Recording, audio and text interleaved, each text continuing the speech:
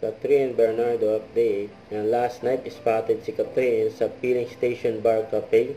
Kasama ni Catherine sila Kyle Echari, yung Vice Ganda, J. Kersito, Piolo Pascual, Shana Magdaya, Angel Aquino, at mga boses ng ABS-CBN.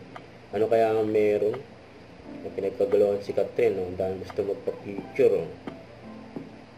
Biglang dumating si Kyle. Ayun, nilalayan niya si Catherine. Ayun pa iba pang mga kasama ni Catherine. No? Kanya-kanyang selfie. Nasa ito naman yung ganap kagabi sa awarding ng Edis.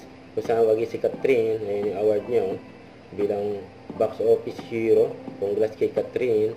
At kinonggas din siya ng Star Magic Family. Box office hero award. Tapos sabi ni Joros si Catherine. Ay, oo naman. Si Catherine, looking forward kami makasama.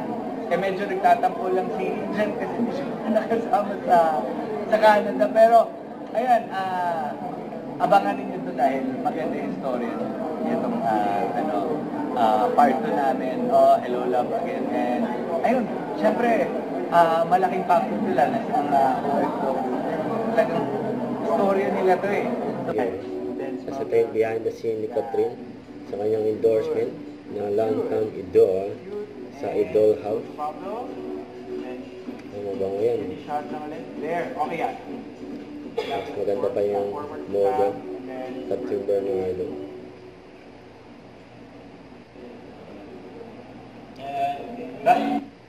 Huwag kalimutan mag-subscribe, click ang notification bell for more update. Tara po ang Richard Reaction Vlog. Bye guys, thank you for watching.